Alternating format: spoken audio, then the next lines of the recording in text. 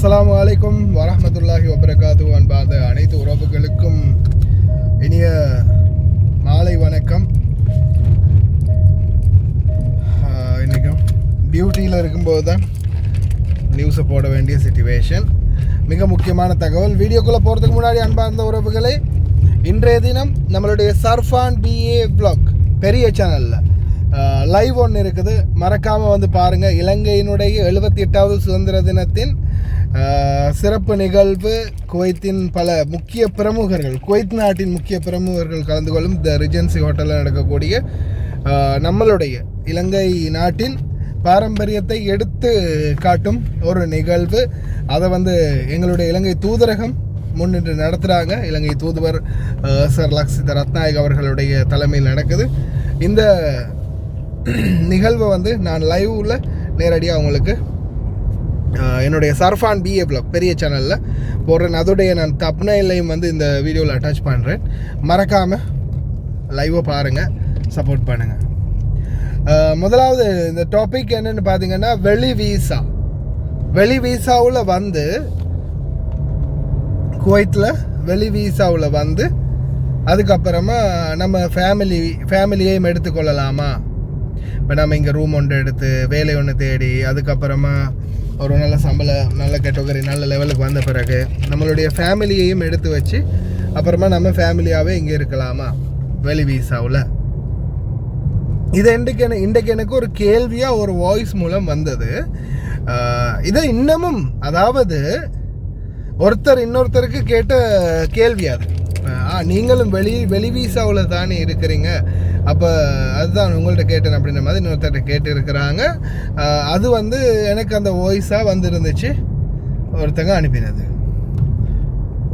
அப்போ அதை நான் செக் பண்ணி பார்க்கும்போது அவங்களுடைய மைண்ட் செட் எப்படி இருக்குதுன்னா, மைண்ட் செட்டில் வந்து அவங்க நினச்சிக்கிட்டாங்க வெளி வீசா, அதாவது இந்த வெளியில் அக்காம அடித்து, இப்போ காசு கொடுத்து வெளியில் அக்காம அடித்து வேலை செய்கிறீங்க இல்லையா, அதை வந்து இப்போ அது ஆரம்பத்துலேருந்தே பழக்கி விட்ட பழக்கம்னு சொல்லுங்கள். எல்லாருமே வெளி வீசா அப்படின்னு பழக்கி விட்டீங்க.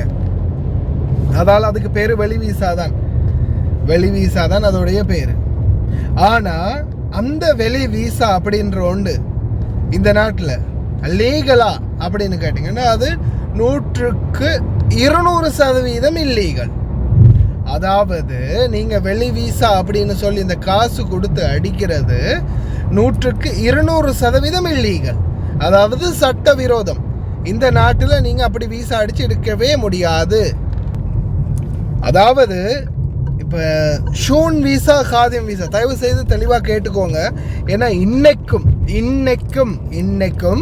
நாட்டில் நகையை விற்று, பணத்தை எடுத்து, வீட்டை விற்று, அதை விற்று, இதை விற்று வெளி வீசாவில் வர பார்க்குறாங்க. யாரொப்பே எத்தனையோ தடவை நம்ம எவ்வளோ பேருக்கு சொல்லியிருக்கிறோம். ஆனால் நிறைய பேர் வந்து இன்னமும் இதில் நம்பி மாற்றத்துக்கு தயாராக இருக்கிறாங்க. அப்படின் போது எனக்கு கவலையாக இருக்குது. வெளி வீசா அப்படின்றது ஒன்று குவைத் நாட்டில் கிடையவே கிடையாது.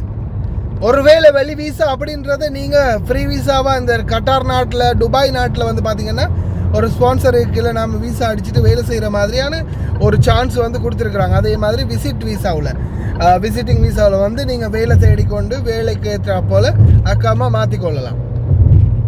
அந்த மாதிரி இந்த துபாய்களில் எல்லாம் கட்டாரில் எல்லாம் இருக்கிற கேட்டகரி வந்து குவைத்தில் இல்லை, கிடையாது. நீங்கள் அந்த வெளி வீசா, அதாவது 6 லட்சம் அல்லது 7 லட்சம் செலவு பண்ணி எடுக்கக்கூடிய வெளி வீசா, அந்த வீசாக்குரிய பேர் என்னென்னா Khadim visa, domestic worker visa. உங்களுடைய அக்காமாவில் உங்களுக்கு அந்த வீசா யாராவது அனுப்பியிருந்தாங்கன்னா வீசாவை நல்லா பாருங்கள். டொமஸ்டிக் ஒர்க்கர், ஆமில் மன்சில், வீட்டு வேலையாள் அப்படின்றது அடிச்சிருக்கும். அதே மாதிரி நீங்கள் ஷூன் வீசாவாக இருந்தாலும் அதில் வந்து பார்த்தீங்கன்னா உங்களுக்கான கேட்டகரி என்னன்றது அதில் அடிச்சிருக்கும்.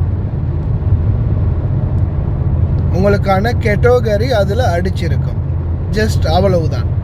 ஆனால் அந்த கேட்டகரியில் நீங்கள் இங்கே வந்ததுக்கு அப்புறமா அதே இடத்துல அதே முதலாளி கீழே அதில் இருக்கிற அதே சம்பளத்துக்கு நீங்கள் இங்கே வேலை செய்யணும். அதை விட்டுட்டு நீங்கள் அந்த வீசாவில் அந்த கஃபீலுக்கிட்ட இருந்து அந்த வீசாவில் வந்து அவருடைய சிவில் ஐடி கார்டு, அதாவது இந்த நாட்டுடைய ஐடி கார்டை அடிச்சுட்டு அதுக்கப்புறமா உங்களுக்கு விரும்பிய இடத்துல போய் வேலை செய்கிறதுக்கு இந்த நாட்டில் அனுமதி இல்லை. அதற்கு பேர் வந்து பார்த்திங்கன்னா பணி சட்டத்தை மீறுதல் மற்றும் குடியிருப்பு சட்டத்தை மீறுதல். அதுதான் குவைத்துடைய சட்டம். அதே மாதிரி அந்த சட்டத்துக்கான தண்டனை பார்த்திங்கன்னா நாடு கடத்தல் அல்லது நாடு கடத்தலும் வரும்.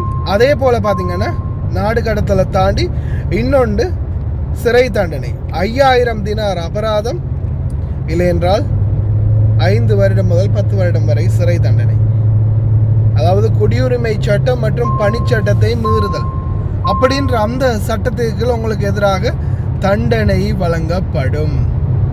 அதனால் தயவு செய்து எக்காரணத்தை கொண்டும் இந்த காதிம் வீசாவில் நம்மளுக்கு தெரியும், இங்கே இருக்கிற நம்மளுக்கு தெரியும், இது ஒரு காதிம் வீசா, இது ஒரு ஹத்தாமா வீசா, இது ஒரு சாயிக் வீசா, அவ்வளவுதான். ஆனால் நிறைய பேர் என்ன நினைக்கிறதுனா இன்னமும் நினச்சிக்கிட்டு இருக்கிறாங்க வெளி வீசா. அதாவது இந்த வெளியில் வேலை செய்யக்கூடிய சில மொக்கு மாடுகள் அதையே சொல்கிறது, நாங்கள் வெளியில் வேலை பார்க்குறோம். இல்லை நான் வீட்டில் இல்லை, நான் வெளியில் வீசா அடித்து வேலை பார்க்குறேன். தவார் ஆத்திரத்துக்கு எனக்கு வெளியில் இந்த வீட்டில் வேலை பார்க்குறது சரி, ஓரளவு பாதுகாப்பு, வீடு நல்லா இருந்தா. இந்த வெளியில் வேலை பார்க்குறாங்க இல்லையா, அக்காமா அடித்து எந்த நேரத்தில் ஸ்பான்சர் அக்காமாவை கேன்சல் பண்ணி விடுவான்னு தெரியாது, எந்த நேரத்தில் போலீஸால் வந்து பிடிப்பான்னு தெரியாது. வேலை செய்கிற வேலைக்கு ஏற்ற சம்பளம் இல்லாமல் அதிகமான சம்பளத்தை எடுத்தால் நம்மளால் போடவும் முடியாது. இப்போ பாருங்கள், நீங்கள் ஒரு ஹவுஸ்மேட் விசாக்கு வாரீங்க, உங்களோட எக்ரிமெண்ட்டில் 120 தினார் எக்ரிமெண்ட் பண்ணி வாரீங்க சம்பளத்தோட. இங்கே வந்து நீங்கள் ஒரு நல்ல ப்ரொஃபஷன் வச்சுக்கோங்களேன், நீங்கள் ஒரு சலூன் வேலை செய்யக்கூடியவங்க, இல்லை ஒரு மருத்துவ உதவியாளராக இருக்கக்கூடியவங்க, இல்லை ஏதாவது ஒன்றில் நல்ல தேர்ச்சி பெற்றவங்க, உங்களுக்கு நல்ல சம்பளத்தோடு இங்கே வேலையும் இருக்குது. ஒரு 500 தினார் மாதத்துக்கு சம்பளம் உங்களுக்கு. இலங்கை காசுக்கு ஒரு 5 லட்சம், இந்தியா காசுனா ஒரு 1.5 லட்சம் 2 லட்சத்துக்கு சம்பளத்துக்கு வேலை இருக்குது. ஆனால் நீங்கள் இருக்கக்கூடிய வீசா வந்து காதிம் வீசா அப்படின்ற பட்சத்தில் நீங்கள் ஒவ்வொரு மாதம் 500 அனுப்பினீங்கன்னா அடுத்த 4வது 5வது மாதத்துலேயே உங்களுடைய காதில் பிடிச்சி இழுத்துட்டு போவான் போலீஸ் வந்து, நீ வந்தது ஹத்தாமா வேலைக்கு உனக்கு மாதம் 500 தினார் எங்கேருந்து கிடச்சிச்சு அப்படின்னு உங்களை வந்து பிடிப்பான். ஏன்னா எல்லாத்துக்குமே கணக்கு, எல்லாத்துக்குமே லிமிட் இருக்குது. அதனால் தயவு செய்து யாரும் உங்களுடைய பணத்தை வீண்விரயமாக்கி செலவு பண்ணி இந்த நாட்டில் வெளி வீசா அப்படின்ற ஒரு பேரில் இன்னொரு முதலாளிக்கிட்ட போய் வீசா அடித்து வேலை செய்யணும்னு நினச்சி வராதிங்க. ஒரு இடத்துல இந்த இடத்துல நான் வேலை செய்ய போகிறேன், இந்த இடத்து ஸ்பான்சரே எனக்கு வீசா தரார், அதே இடத்துல தான் வேலை செய்ய போகிறேன் அப்படின்ற ஒரு நேர்த்தியான சட்டத்துக்கு இல்லை வர முடியுமா இருந்தால் வாங்க. இல்லை நான் காசு கொடுத்து அக்காம அடித்து வெளியில் வேலை பார்க்க போகிறேன், வெளி வீசாவில் வரப்போகிறேன் அப்படின்னா நீங்கள் வாரீங்க, என்னைக்காவது ஒரு நாள் இந்த குவைத்தை விட்டு வெளியே போவீங்க. அதுவும் வெகு விரைவிலேயே, வருஷ கணக்கிலாம் இல்லை, மாத கணக்கிலேயே நீங்கள் இந்த குவைத்தை விட்டு வெகு விரைவிலேயே வெளியேற்றப்படுவீங்க. அப்படின்றத மறுபடியும் குவைத்துக்கு வாழ்க்கையில் ஜென்மத்துக்குமே அடி எடுத்து கூட வைக்க முடியாத அளவுக்கு ஃபிங்கர் வச்சு நாடு கடத்துவாங்க அப்படின்றத தயவு செய்து ஞாபகத்தில் வச்சுக்கோங்க. என்னால் முடிஞ்சது அவேர்னஸ் பண்ண முடியும், அதுக்கு மேலே பாதுகாப்பாக இருக்கிறது உங்கள் கையில் இருக்குது. வெளி வீசா அப்படின்றது ஒன்று குவைத்தில் கிடையவே கிடையாது. மறுபடியும் சொல்கிறேன், எவன் காசு கொடுத்து நீங்கள் வாங்க நம்மள்ட்ட கஃபீல் இருக்குது, நான் உங்களுக்கு வீசா அனுப்புகிறேன், நீங்கள் எத்தனை லட்சம் தாங்க, இங்கே வந்ததுக்கப்புறமா அக்காமா அடித்து தருவாங்க, அதுக்கப்புறமா நீங்கள் எங்கே வேணுமோ போய் வேலை பார்த்துக்கலாம், வாடகைக்கு ரூம் எடுத்து தங்கிக்கலாம், எங்கே வேணுனாலும் வேலை பார்த்துக்கலாம் அப்படின்னு சொல்லி தான் இவனுங்க எடுக்கிறாளுங்க அப்படின்னு தான் சொல்லணும். 2 பார்ட்டியும் இருக்குது, ஆண்களும் செய்கிறாங்க பெண்களும் செய்கிறாங்க இந்த வேலை. தயவு செய்து நம்பி வந்து ஏமாறாதீங்க.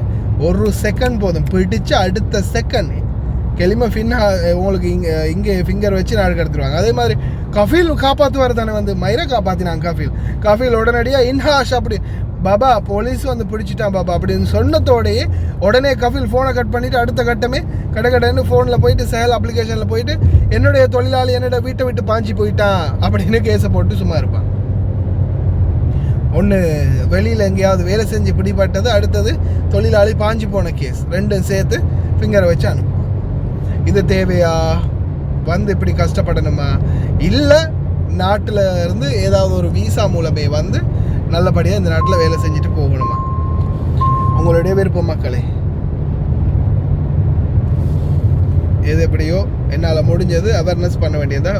நான் என்னுடைய ஜாப், நான் வந்து வேலை செஞ்சுக்கிட்டே இருக்கிறேன். என்னோடய கை ரெண்டும் ஸ்டேரிங்கில் இருக்குது, என்னுடைய கண் ரோட்டை பார்த்துக்கிட்டு இருக்குது, வாய் உங்களோட பேசிக்கிட்டு இருக்குது. அவ்வளவுதான். என்னுடைய கடமையிலே நான் கண்ணாக இருந்துட்டும் உங்களுக்கும் இந்த தகவல்களை சொல்லித்தர முடிஞ்ச வரைக்கும் கவனமாக கேட்டு நடங்க. தயவு செய்து கவனம்.